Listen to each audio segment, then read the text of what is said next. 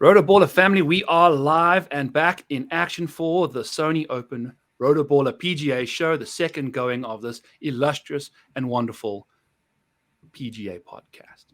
We got Spencer Aguiar sitting at the bottom over here, doing his thing, looking wonderful, looking cheesy. I am happy to be on the show with you again this week, Spence. How are you today? I'm doing well. Byron, how was the tournament for you last week? I saw that you had a slight profit.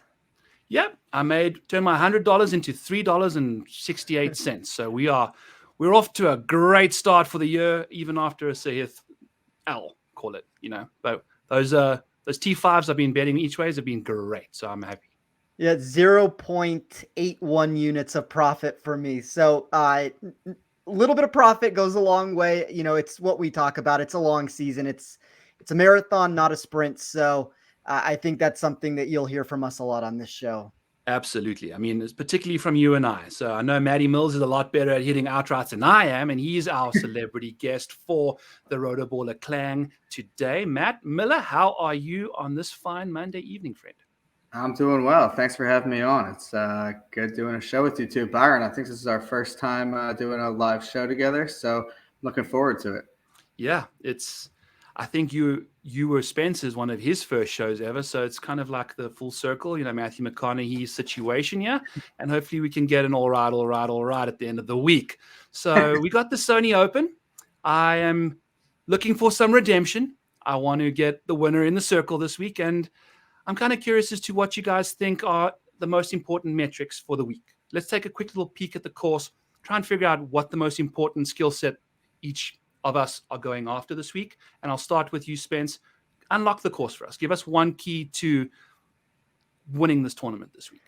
I gave a 9.5-minute answer last week. I'm not going to do that again. I will keep this very simplistic for everybody out there. So I think when you look at what for me, and at least according to my model, proximity from 125 to 200 yards does seem to be that key range. 67% of the total shots are going to come there. That's over a 12% increase in importance versus a typical test. There's other things that all of us can talk about. I'm going to leave it there for right now. You guys can take it where you want from there. But for me, it's that proximity range from 125 to 200. I will definitely second that. I think that's one of my key areas. So Matt, go ahead and let us know if you've got the same or if there's a different one that you want to let the people know is important this week. Yeah, that's definitely one I was looking at as well. Another one that I think kind of stood out to me, a little more simple, but just strokes gained tee to green. I think kind of looking at different ways that guys won. I mean, some guys got hot with the putter. Some guys were, really good with the irons. But one thing that kind of remains consistent from the winners over the last couple of years is they were all, kind of in the top 5. Strokes gained tee to green. Siwoo led it last year. Hideki was 5th 2 years ago. So it kind of just seems like one of those things that you really have to do well if you're going to win this week. Yeah.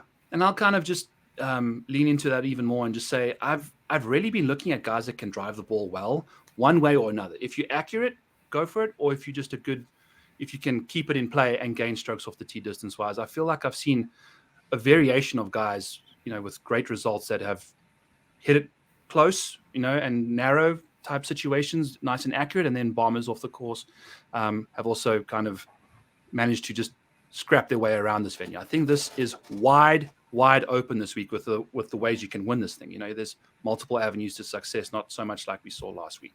Can I ask you a question just about what you just said, Byron? Because I agree with you. I think that if you have distance, you can take that route. If you're an accurate golfer, you can win that way. You don't need to give the whole nuts and bolts of what went into it. What was your split roughly between accuracy versus distance for you? 5% a pop. I went 5% off the tee, 5% distance, 5% accuracy, and then 5% strokes gained on shorter courses, under 7,200 yards. So I've got 20% off the tee stuff and just across the board. So we'll see how that pops across the different models. And I've got like all sorts of random guys on my outright card that kind of fit into every single one of those buckets, right? So like there's many ways to skin the Sony cat, and I think it's going to be fun. How did you weight it, Spence? Ever so slightly geared towards accuracy over distance. Not a massive difference for me, but when I took the total driving, so I do it a little bit differently than you do. When I took my total driving number, it was 63% of that total driving weight came from accuracy, 37% towards distance. I then added in some of those, wonky statistics to it when we're looking at GIR percentage.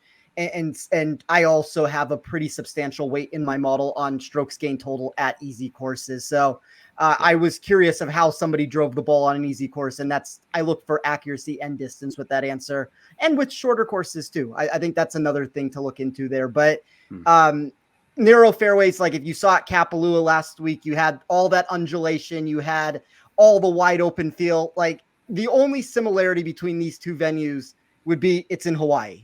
That's pretty, and maybe it's easy. I guess that's the two similarities that you have.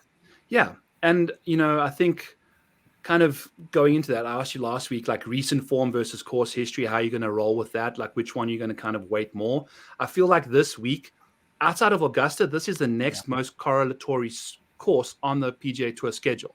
So course history and Charles Howell III are basically, you can set your clock to that guy finishing inside the top 20 and just adding to his bankroll every year. But how are you looking to embrace course history versus recent form with coming off the break here, Matt, with especially guys playing in this full field now that haven't teed it up since the RSM? We never played at the Sentry. Yeah, this week I would definitely lean course history over form. Like you said, I mean, even looking at models and stuff, looking at the last 24 rounds, 36 rounds, for some guys that's going all the way back to October. So I don't think necessarily stats from 3 months ago is indicative of how they're going to play this week. And for me, I mean, it's not just course history, but I think you guys kind of touched on it too, kind of how they perform at similar style courses. So I'm looking at kind of short courses under 7,200 yards, what kind of guys play well at some of those crossover courses. Sedgefield was one I looked at, for sure. And there's a few others as well. That's something that I'm weighing, more so than form this week. Perfect. Spence, I'm assuming we're in the same boat there. Yeah, like that's a very similar answer that Matt just gave that I would give during most shows. Like comp courses I'm more of like a course specific nature and trying to find similarities between this course and where players have found success. So it's going to be that same thing, short par 70s, the easy scoring venues. That's 20% of my model right there. That's about as heavy as you're going to get. Yeah, I know. I cranked mine up all the way to 20 as well, because I mean, this is the only second opportunity you have outside of Augusta to really lean into that. And then of course we get the influx of Corn Ferry Tour guys that have just got nothing to go off of. And there's multiple guys with no course history. So it's going to be really interesting. And one of the guys that doesn't have any course history that's at the top of the leaderboard, that seems like an ideal course fit for pretty much every single place he tees it up at, apart from Kapalua, is Ludwig Haber. And he's sitting at the top of the leaderboard at 14-1, boys. 16 in some places. Let's go ahead and tell me we've got 4 guys under 20-1, so the options are much limited compared to last week. But if you were to say someone is not winning this week, Spencer, who is that person? I feel like this is a trick question because while I don't necessarily like the odds on really any of that group, I kind of think that they are the deserving favorites. Like if you look at Aubert, Hatton, Fitzpatrick, I don't know. There's the 4th Henley at this point with the movement Sure. I would say those are 4 of the. I mean, for me, it's 4 of the 6 favorites. So I feel like if I'm giving a name of somebody that I don't want, I would be doing them a disservice at this point. Who's least likely of the 4 to not win this week? This is going to turn into a clip that I did not want. I promise I won't clip it. I'll say Hatton, but I mean, I think that they're all, like I said, they're 4 of the 6 favorites. Absolutely. I will second Hatton. So Matt, what's Yeah, I was going to go Hatton too. I'll kind of flip the answer here a little bit. I'm not taking any of them outright, but I'll say the guy who scares me most to win out of that group is Fitzpatrick. Okay. So I think I would, one of the other 3, I'd say Hatton, probably the least likely out of those three to win. But I think Fitz, in my opinion, is the one that kind of scares me to win it out of that top group. Would you say it's because you've got like some flashbacks of RBC heritage at Harbour Town, where he just kind of went rogue and I think gained more strokes in that week than his next third, fourth, and fifth best career approach metrics combined? That's definitely part of it. And I think he kind of showed some signs last week. He played pretty well over there in Hawaii. He's kind of coming in fresh. So, yeah, I think a combination of those two things.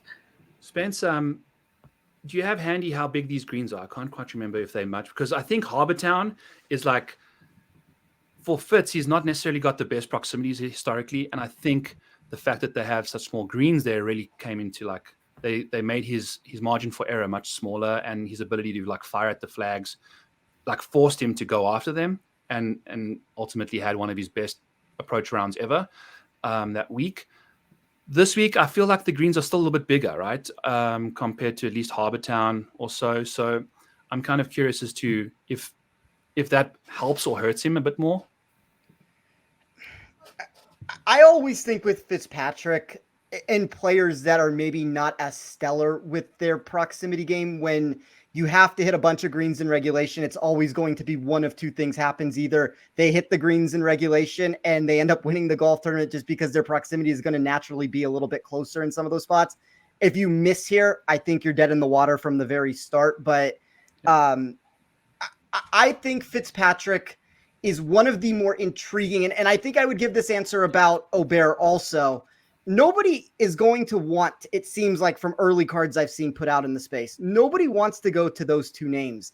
And I kind of think whether we're talking from a DFS answer or even from an outright perspective, there's an intrigue for me to want to get contrarian in some of those drafts. I agree with Matt. I did not bet any of those names that I talked about, but if we're talking specifically DraftKings for DFS right now, I kind of think that the $10,000 plus range might be the way to get different, just because there's going to be so much popularity in that $9,000 range with the Connors and the Henleys and the Postons and the Kirks and whoever else you want to throw from that mix. Absolutely. We'll get into that here shortly when I ask who's gourmet and who's cray-cray. But until then, we'll let that marinate for a little bit, the gourmet section. Maddie, give me someone over 50 to 1 that you think's going to win this tournament. I'm gonna go down the board here. I got him at 70 to 1 earlier today. He doesn't have the form recently coming in, but got a little bit of a break. I'm gonna take my guy Keith Mitchell. Yes. 70 to 1. And one thing I talk about this decently. On top of the course history here, he's got 4 top 25s in 6 starts. His best finish is 7th. For whatever reason, Keith Mitchell, you wouldn't really think of it with kind of his prototype, but he plays short courses really well. And going back to 2022, last year was kind of a pretty bad year for him, but he had a good year in 2022. And his finishes in courses under 7,200 yards, he was T7 at the Sony, T12 at Pebble Beach, T9 Honda, cut at Wells Fargo, T7 Canadian Open, T6 Travelers, and T54 Wyndham. So that's 5 top 12s and 7 starts in those short courses. So even though he's like kind of that long hitter off the tee, he's kind of one of those guys you want to play on shorter courses. That's where he has his best results. His lone win came at PGA National. I know that's kind of, a lot more penal than what we're seeing this week, but for whatever reason, he kind of pops on these shorter courses. Well, he's extremely accurate for how extremely long he is. He's kind of like a more southern, chubbier version of Aubert with cashmere, right? Like, there's definitely a lot to be desired on that the rest of his game. But like I said, if you're going to start a domino, might as well start off the tee and give yourself a great look at a makeable approach shot kind of thing every single time. So I love Keith, and particularly I'll kind of just jump off that as well and say first round leader for sure. He's had 2 really good first rounds at the Sony in the past. So I think you kind of take a look at what he gets up to as the tournament goes along. He kind of plateaus a bit, but if you're kind of looking into getting into some Keith Mitchell love, I'd also go first round leader there. Same situation. Like Spence, yeah, 50 to 1 plus. You can tell me who's going to win, right?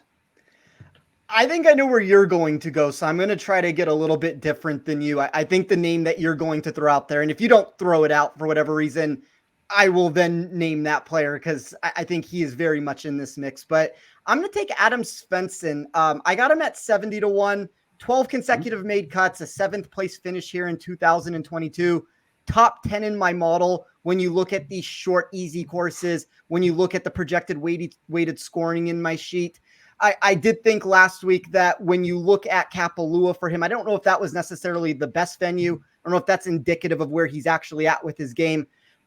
It just so happened to be on my outright card. And I'm not saying that this is like the only way that you can approach it, but I do think players that teed it up last week have a little bit of an advantage just that they got in some reps coming into this tournament. And I thought Svensson was one of those guys that maybe didn't see that price increase just because he didn't show what some people would have wanted from a high-end perspective, but this is a much better course fit for him. Yeah, I think he's one of those guys that doesn't have a ton of distance off the tee, but he's really solid from like 175 and out. Like, you know, and I think we're going to see a lot more 150 and out as well. I think he's a very unique kind of prototype, and he suits this course phenomenally. And, you know, like you said, there's a good bounce back opportunity. What was his odds again?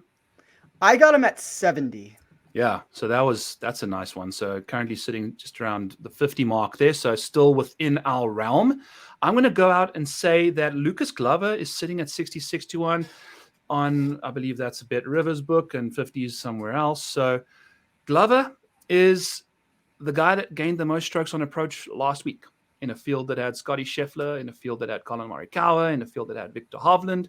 The old glove man was just doing his thing on the greens, leaking oil like he leaks armpit sweat, and it was brutal. But at this venue, I've seen his putting stats aren't terrible. He's lost a little bit, but not like what he did last week. You know, like he tends to figure these greens out a bit better. Now he's flying on the broomstick. I'm looking to get some positive returns on the putting surfaces there, especially with all and the multitude. I mean, this guy's going to give himself so many birdie looks. And I grabbed him at 75-1 this morning. You know, like that was nuts. Like, I feel like he's won twice recently. I feel like he's hungry again, and to strike your irons that well. And, you know, I feel like this course is going to reward that again. So definitely going to be looking to play him. Let's dive into, yeah. Just really, I think you can still find him at 75-1 on PointsBet.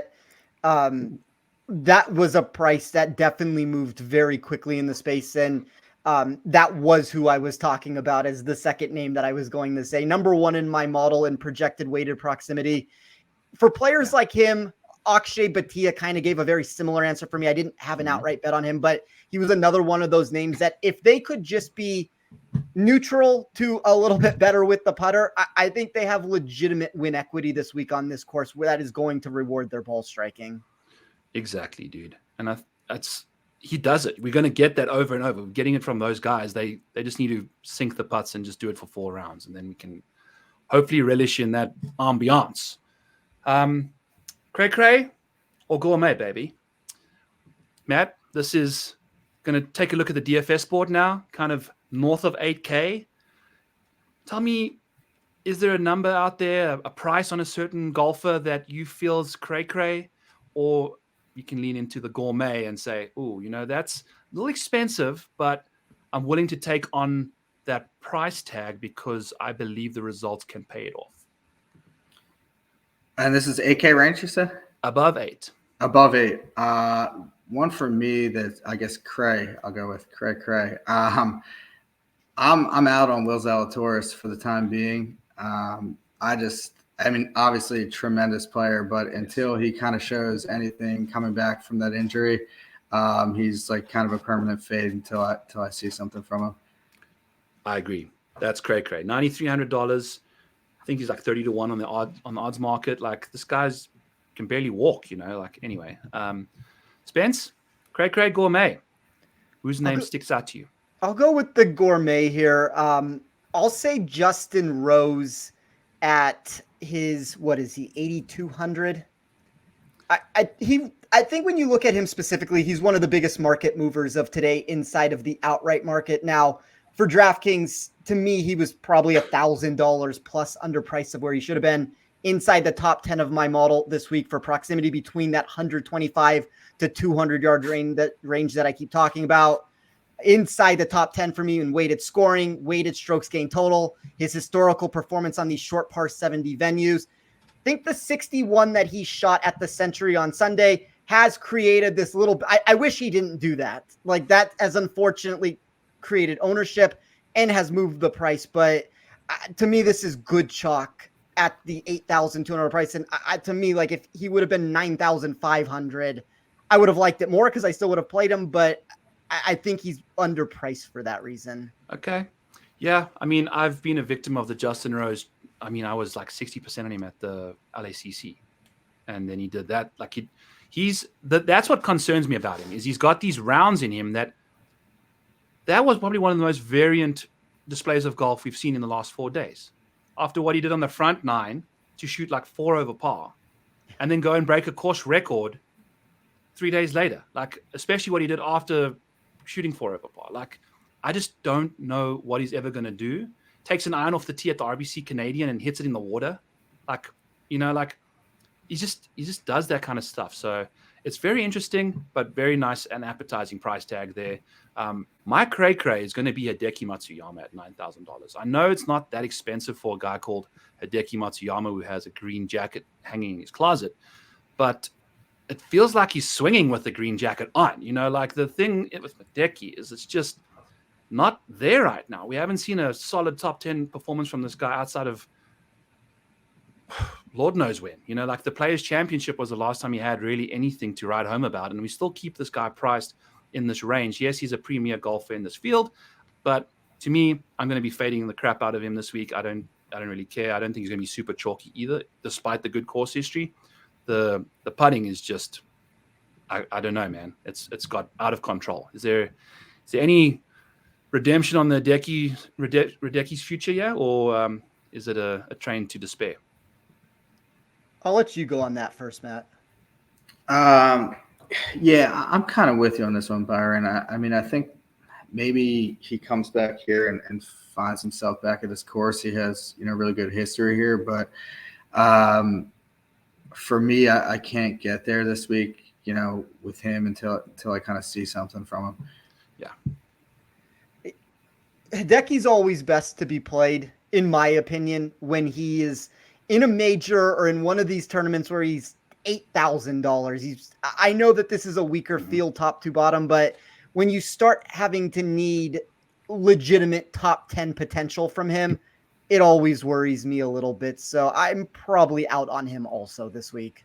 Yeah, cool. I'm glad we were all in agreement. I know we had a clip last week, which we really could have done, where I said Brendan Todd was a guy I do not want to deal with at all. And then he went and did. That guy also went on a full-on Hawaii roller coaster last week. I mean, he was riding the waves of every situation possible. I mean, he was in the lead almost, and then he broke a driver. I've never heard of Brendan Todd ever having a temper, and off he did. So we'll see what he gets up to this week. He's going to be a fascinating watch as well, especially with the new drive in the back. Not because he wanted to. Below 8K, cray or gourmet? Let's find. I'm going to challenge you, Matt. You went with cray in the first one, so now you've got to go with gourmet. Whose price tag are you going to eat? Yeah, I'm going to take a shot deep here, and it's kind of a little bit, I guess off the wall. I'm going to go with Bobby Mack. He's all the way down to 6,900, and for me, I mean, I think he's kind of a wild card this week. I think he's obviously coming here from the European Tour, and we haven't really seen him much on these style courses. But I just think he's kind of way too low priced for his talent level. I mean, we look at kind of some of the stuff he's done against PGA competition, and there hasn't been a ton, but he played well last year at the Scottish Open where he finished in second. And I think also you look at his major track record. I mean, he's got 11 made cuts and 12 majors, and that's against the top PGA players in the world. I don't think it's, any type of comparison to the field we're seeing this week. I know it's not really the style that I would, pick for him as a player, but I think there's kind of some value in him this week where he's probably one of the, he's more talented than a lot of guys in the field. I'll say that. Yeah, I agree. I think he's a really scrappy player. You know, I think he can just get his way around a course even when he doesn't have his best stuff, for sure. Spence, you went with Gourmet. So tell me, who's cray-cray in the sub 8K range that you find price is a little exorbitant for your liking? I'm going to go with somebody that, while the price might not necessarily be, I think the ownership is going to translate as that. I'm going to say Ben Griffin. I see right now over 10% ownership for him. That is subject to change. We're very early in the week. I think when you hear Bermuda Greens, everybody always likes Griffin. He has a top 12 performance here last season. Form was fine to end last year, but I kind of always feel like with Griffin that when the ownership gets up, it's just better to go in other areas because I don't know what that win equity actually is for him. There are a lot of other names in that $7,000 range for me that if I'm going to be shooting for upside, I would rather take that with Lucas Glover or whoever it ends up being than to go down the route of Griffin there. Absolutely, dude. And he's been doing some weird stuff as well. Like when he gets into contention, he almost won Sanderson's, right? Was it the Sandersons? And then, you know, someone came through and kind of snuck it out there. And I think I'm going to actually even go with that guy as my Gourmet or cray-cray, but the other direction. I think Luke List is playing really good golf right now. And I think a lot of people have this like stereotype that he's still a bad putter, but he's not. He's actually figured out the putting since the fall swing. And it's been a list of top 20s that Luke has put together that I am very thrilled to share with you guys here once I can pull it up, because it's been like 4 top 20s in the last little while. And it's all because his putting is now no longer losing him strokes. It's either gaining or just hanging around. I mean, we've got a win at the Sandersons, a T18, a T20, a T19, and then obviously last week was a bit of a rough one. But I really like his chances here. I love the fact that he can overpower this course a little bit. He's a really good driver of the ball, got lots of distance and mediocre accuracy off the tee for someone like that. So I'm just going to take a shot at him. And I feel like, you know, wait until people catch up on the Luke List train, because the putting's definitely there and he can actually start winning tournaments because of the putter, at least, you know, before he gets under pressure and get himself in the mix and then lean on the ball striking or whatever. So any pushback on the Luke List narrative there? List is, I mean, he burned me, I think, 10 consecutive tournaments to end 2023. At some point, I can't keep saying the fade Luke List. Like, my numbers don't love him. I think at this point, it's one of those things where if he's actually a good putter, all bets are off. Yeah, exactly. I think his floor is just that much higher now that he can not hemorrhage putting fluid all over the greens. So, Matt, what do you think? Yeah, I'm with you. I think if he kind of figured it out a little bit with the putter, that's kind of what was holding him back before. So if he has that working, you know, at least average, I think he's, you know, very much, you know, in play. Yeah. No, I'm excited for him. We'll see what happens. He's one of my outrights. Solid number, solid value on the DFS board there. I don't think he's going to be super chalky. Matt, I'm going to put you on the spot here. If I say, who's your favorite golfer this week and why? Who's the first name that comes to mind? Well, I'm going to pivot a little bit because I think like a JT Poston is pretty popular this week. A guy that I'm pretty intrigued by overall is Cam Davis. And I actually think I kind of like that he didn't play that well last week. I think he kind of turned a lot of people off him, and he was playing really well before that. I mean, looking at his strokes gained, he's still 24th in the field in strokes gained total in the last 24 rounds. And last week he lost 7.5 strokes to the field. So that's kind of a show of how well he was playing going into that. But even just looking at kind of some of those comp courses that we had talked about before, he had, you know, a T7 at Colonial back in 2022, T7 at the Wyndham last year, T7 at Harbour Town last year. He has a 9th place finish here. I think he's a really good young player with a lot of upside. So I'm expecting him to have a pretty nice year this year. And, you know, I think he's got a lot of talent for, you know, this field. Like, he's 35-1. I got him at earlier today. I like him. I mean, Make valid points, dude. And I think, like we've said, if you convicted on a avenue that you think a certain golfer can get it done here, rock and roll with it. Like there's many ways to go about it this week, and I think you got to really be believing in your boys. So Spence, same situation for you, and then I'm also going to ask you to give us your opinion on Ryo Hisatsuni, who's the Japanese, I believe, standout star, who's, according to my man T-Dac Pterodactyl. Any thought on the DPT standout Ryo Hisatsuni at 7,100 with 6 straight T21s or better in good fields, and a win at the Open de France 8 starts ago? I mean, he's looking prime. So give us your noise on that. I'll start with the first question, and then I'll go to Rio. To me, the favorite of this tournament, I know that this is kind of contrarian, which is weird to say. I do think Aubert should be the favorite. I know there's a lot of people out there that will tell you Russell Henley should be the favorite. There are credible sites like Data Golf that I believe have Russell Henley as the projected favorite. And Henley, to me, is one of the names that I have been talking about for 5 months now, that his price when he was 50-1 in some of these fields was worth betting. I don't know if at 25-1 he's necessarily, or 20 to 25-1 is the golfer that I want to back. So I thought Aubert was the favorite. I thought the second favorite in this tournament, and this is kind of where my model got way different, was Brian Harman. So Harman had a third place grade for me for weighted scoring. That's the upside that I was trying to generate inside of my sheet. He had an additional top 5 mark for weighted strokes gained total. Those are really significant returns. Whether you're talking from an outright perspective, thought anything 20-1 or higher still possess value. I had him proper at 17-1. Maybe I'm overly optimistic on Brian Harman. This is kind of like a 2023 turnaround where I had Harman every single week to begin the season and then didn't end up on him at the Open Championship. But I think that there's value on him there. And then if we go to Rio, you obviously have to like the performances that he's put together and everything that was just mentioned there.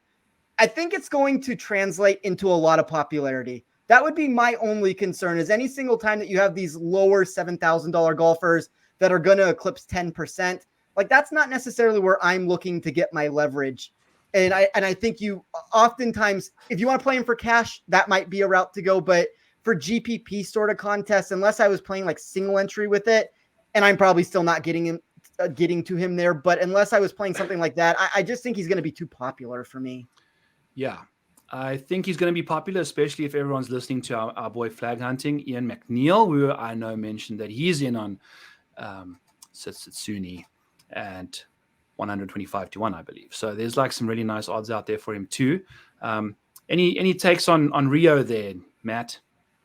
Yeah, I'm kind of with Spencer. I think he's going to be popular outright. If you can catch a number and you like him, I'm always kind of the opinion, if on long shots, if you like a guy and you have a reason to take him, I mean, he's a long shot for a reason. So you're never going to have a ton of things really backing a guy at 125-1. If you like something about it, hey, go for it, because that's why they're down there. And sometimes it works out. I will say, kind of coming over and playing, it's really hard to win a PGA Tour event. So he obviously has a great track record, but we've seen some really good golfers who haven't won yet on tour. So making that jump into these events isn't always the easiest thing to do.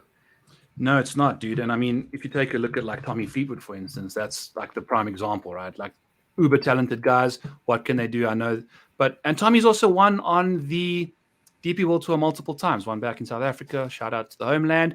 And like, they come over to the PGA Tour on American soil. It's just it's bigger. It's a bigger stage. It's like you can win your track meets and then you go to the Olympics. It's totally different. It's a horrible comp, but it's just a bigger stage, right? Like you're going up against some history that the PGA Tour offers. So, and a lot of these guys too, not to cut you off, are seeing these courses for the first time.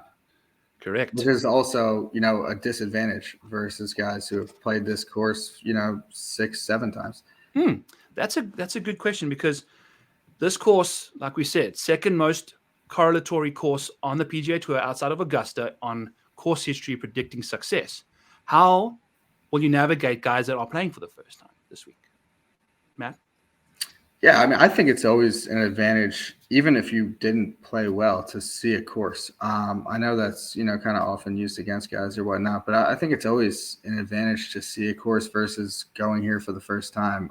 Experience always helps. So that's kind of, always the way I look at it. Not to say that it's impossible to be, first time playing here and win, but I think it always helps to have seen a course before. And I think that's why a lot of the time too, we see rookies or come out and have a hard time winning right away, because you're getting used to courses, you're getting used to events, and just the whole grind of it. So Yeah, I think experience always helps. absolutely. One of the guys on Twitter asked me, Evan, he sent me a message. He said, I need your take on JJ Spahn and Nick Taylor. Nick Taylor to me has always been my darling. I just love how at any moment he can just go hard, and when he gets in the mix, he doesn't back down either. He's one of those guys that he's playing well, he plays very well, and then when he's playing bad, he plays very bad. So after last week, I think old Nicky had a bit of a rough start, but I saw some form in round 3 and round 4 in my late night deep dive pod last night, and I think it was really interesting to see him kind of catch a little bit of steam, and hopefully he can bring that into this tournament. I don't know if I like how inaccurate he is off the tee, but Spence, you got any takes on Nick and JJ for old Evan?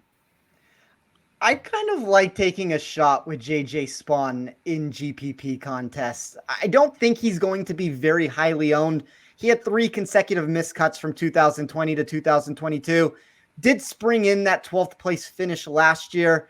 Thought he closed 2023 very strong with that 6th at the Zozo and the 13th that he provided at the RSM. I think when I view his general profile, I always like him at these sort of a test. I think the weighted total driving increases for me in my sheet. The proximity numbers, like if he can hit a lot of greens in regulation, he's a top 15 player for me in that area. I think he can pop. I think you have to be cognizant of the fact that he has missed over the last 75% of the cuts that he's played here. But I do think that that's the kind of player that I'm looking for in that $7,000 range, where there's a profile there and there's a statistical backing that if they put it together, they can find potential at less than 10% ownership. So I like him. Nick Taylor, I guess my concern with Taylor would kind of go to what you were just talking about, Byron, where he's a very volatile golfer. And if the ownership is looking like it's going to be a little bit further up there, and maybe that's subject to change, I would be slightly worried that you get the bad end of him. And, if you take him at 12% or whatever he ends up going off at, like that's just detrimental for your week there of you're trying to find value in that range. So I'm probably going to be out on him and in on Spahn. But as we always talk about, contest selection is going to matter. Let's see where this ownership actually trends over the next 24 to 48 hours. It's real easy to go on a show on Monday and say I'm completely out on somebody, and then all of a sudden 48 hours later we're looking and Nick Taylor is 1% owned, and it's like, well, I guess I will take a chance with him there. But it's always just a game theory answer when we're talking about DFS. Cool. So I'm going to take the game theory out of your hand to a degree and double down on JJ Spahn. I'm curious as to if you would bet him at plus 250 for a top 20, or go to him in DFS in a cash game at his current DFS price of $7,600. Spence. I would rather take him. I would rather work him up the market as a bet. I think a top 20 would be an intriguing route to go. So if you look at him specifically inside my model, 35th overall, inside the top 25 for upside, outside of the top 60 for safety. So that's that boom or bust profile, to where if I'm going to bet him as a top 10 or a top 20, I think it makes sense. I'm going to avoid him in a lot of those cash games, head-to-heads, anything of that nature. A top 40 also. I mean, unless the price that enters the space ends up being conducive for it, and I haven't seen a number yet for that. But I would be out on anything that's the safer route with it. Yes. So, Matt, Nick Taylor is $7,200. And if you're trying to find Nick Taylor on the odds board for top 20, he's plus 320. So, curious as to your take on which way you'd lean into Nick Taylor if you were to try and deploy him into your world going forward this week, if at all. I don't know if I'm going to get there with Nick Taylor this week, but if I were to pick a path, I mean, I think if Spencer kind of laid it out with the the volatility possibility. I think if you're going to go that route, I would think I'd rather bet him for like a top 20, and take a chance on that right there rather than kill a bunch of lineups by using him. Cool, I love it. I think there's certain guys that you got to try and establish a situation where you can figure out if they like high upside and you go for that big plus money kind of gamble, or if you want to.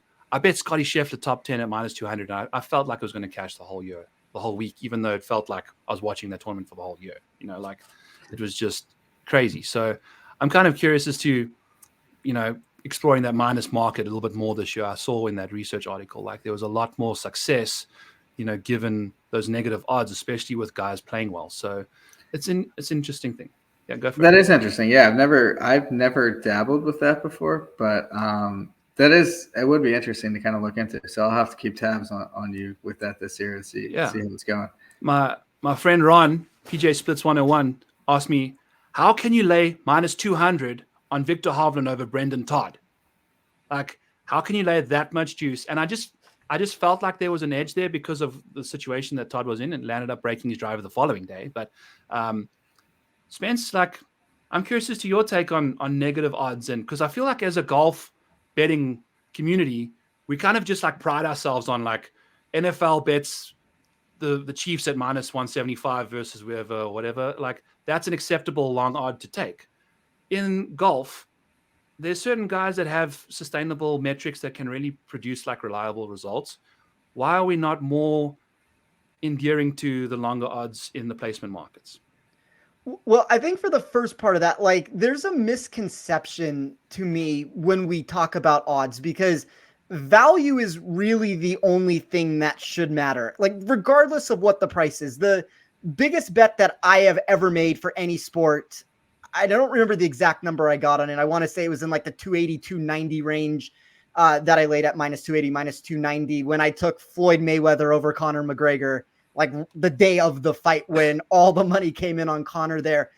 I think that's one of the big things that people, and I think in tournament head-to-head bet, like you're going to have to embrace some of the variance there. And that's why it's like, you have to be very cautious with how much of an edge you actually believe you have. But I think that's a thing that people should be more aware of, is that if you have value, that's all that matters at the end of the day. Like we're trying to find value. We're not trying to say that this is the bet I got and I got it at 1,000,000 to 1 and the bet has no chance to win. Like we're trying to win money. We're trying to increase a bankroll. Correct.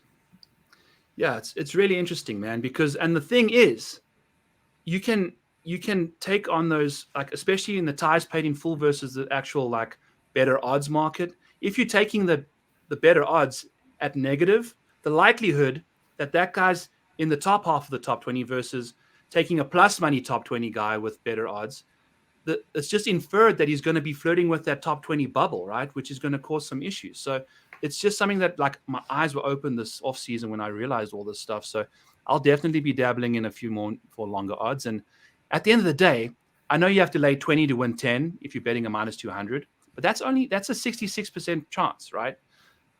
I think Victor had like a 70-80% chance of beating Brendan Todd on any given day, right? Like, especially when Todd was in the final group playing with Scotty. That was the question I was going to ask you, is when you are laying, like, you have to take on more exposure for a wager like that. How much of an edge do you actually need to make that bet? Right. I'm not entirely sure. I just kind of didn't have a full-on like mathematical edge in my head, but I saw the numbers for Brendan Todd's round 3, and I saw Victor's round 3. Odds were like his strokes gained are much better in round 3, and the fact that Todd, it's tough to kind of formulate a number for Todd being under pressure. I just know that he's not good under pressure, and I feel like that's why I kind of juiced it up a little bit, because I felt he shot level par. Like it was inevitable. Just Victor sculling it out the bunker was a totally different situation. So, but even then, we still managed to cash the bet, even after Victor made a triple. So the edge was there, I think. It's just, it's interesting. I think from a placement situation, it's a little easier to justify a larger edge, in the market there, because you can see how many times has Scotty Scheffler finished inside the top 10, 67% of the time, right? And then you get a smaller field on a course that suits his game, I think it was solid. So it's interesting, right? The only thing I'll say about the placement market in general, they have sucked the value out of that board. It is very challenging to find much of an edge any week. Like their hold percentage that they're taking on is exorbitant. Spence, explain to people what a hold percentage is, because I'm pretty good at gambling to a degree. I don't even really understand exactly what a hold percentage is myself. So like let's take it to the outright market. We'll start there. So obviously when a tournament starts, there's 100% chance that somebody in that event is going to win the tournament. And when the pricing comes out, like if you were to make true odds and everybody could get to 100%, you would have 100% of your win equity built into a model. And that would just be fair, true pricing on every single player. So you're trying to find those edges when you're building out for 100% market. But the problem is when you take books, and I'll use it for this week, for example, and this is just taking an aggregated total from 5 different books that I use. Some books are better, some books are worse. You can mix and match and you can find better value on some of these players. Like not every single number that I have in my sheet is the best that you can find on that player, but there's 160% right now of an implied win equity probability. So that's like the total hold percentage that is being taken into place. So 60% extra from that number is being held. And when you look at some of these placement markets, it's almost every single player across the board. Like there is no value to be found. Eric Cole for me last week for a top 10 was really the only player that had value. And unfortunately he bogeyed 18 on Sunday to not land in that mix. But I think in the outright sector, you can probably get around it a little bit better just because there are going to always be, specifically in some of these full field events when there's a cut, I think you only need to find, 1, 2, 3 mistakes, and they're individual player mistakes above anything else. I think when you get into the placement market, it's already built in a way where every single player is just going to have the value sucked out of it. So that's kind of why I'm always pushing for matchups, because at least with the matchups, you can still find those individual mistakes better than anything else. Just because if you place the wrong player, or I guess for a bet, the right player against another person, you can find the big edge. And like for you, if Victor Hovland is minus 200 and you think he should be minus 300, that's a significant edge to try to take on a wager. But that's obviously the more advanced mathematical equation, and not every single person is able to deduce this is exactly how large my edge is. I would just tell anybody out there, be very cautious when it comes to the placement market because there's very little value to be found. I would so much rather bet players in the head-to-head market and kind of get my exposure that way at this point until books stop being so greedy because it's gotten over the top. Yeah, it has. And I'll just add one more thing to matchups and why I love them the most out of everything is because there's nothing on this planet that a golfer can do that instantly cashes him a top 20. Like he has to play all 4 rounds. He has to win. He has to, continue that whole bet throughout. In a matchup, you're going up against another guy. It's the only golf bet where you can cash a bet before the tournament's over. The guy can play 6 holes and still win it, even if the other guy finishes and plays 5, right? Like withdrawals are on your side 50-50 in matchups, where the book you're always at risk for a withdrawal, especially with like a Decky and people like that. That's inherently built into the price. But matchups are just always guaranteed that it's mono a mono, that it's the same level playing field. And I just love that about a matchup is that it can, a WD can actually benefit you for once versus where the book's just cashing in, So. In tournament matchups too, that's something that everybody should add more to their portfolio if you don't have enough. Because I think that there is an overcorrection that's sometimes done in the market. And I think that the biggest edge that you can usually find are some of those mistakes that even the books will put out to where you can find that big difference. Like if you look at my in-tournament matchups over the last 6 years, like we're talking about hundreds and hundreds of plays. It's about 60% hit rate. And that's plays that are like minus 110 to plus 120 in that range. So I think that that's where you're going to find your advantage. And for each person, it's about figuring out where your strength is at the end of the day. But if markets are going to be pricing you out, that's the problem. And even if you look at pre-tournament matchups, it becomes a little bit more challenging now if there's not a cut during some of these events. That's going to be something that people need to be aware of also, because there's going to be that weekend volatility. I always build my model from missed cut potential. if that miscut potential doesn't come to fruition because everybody's playing 4 rounds of golf, I'm kind of going to be leaning much more towards in-tournament bets. So I think when you do see my content over at RotoBaller or you listen to shows like this, it's going to be a lot of that in-tournament nature of where I'm building the majority of my exposure. But I mean, I guess, to each their own, understanding where the value is and understanding where the market that's best for you. Amen, baby. Amen. I just wanted to do some nerdy gambling stuff at the end there. Sorry to keep us a little longer there than normal, but I felt like that was some really insightful information from you. Byron, I did a great job at the beginning for not talking 10 minutes, and then at the end had to go back to my normal ways. Dude, no, that was a good answer. Like we've established now. I'll cut you off if you need to be cut off. Okay? Like it's going to be fine. Like we're all in a safe space here. I just thought we were kind of rolling into a direction I just wanted to explore a little bit, and it was nice to kind of get your feel on how the market and different bets are playing out there. So awesome. Source friends, family. Thanks for tuning in. Use code TOFF or code MANIAC for 10% off our platinum PGA package over at rotoballer.com. We are here to give you guys the winning plays and to start bowling like a boss. Matt, thank you so much for being on the show. Tell the people where draws and fades can be found and what's cooking in your life. Yeah, you can find us on Twitter, draws_in_fades.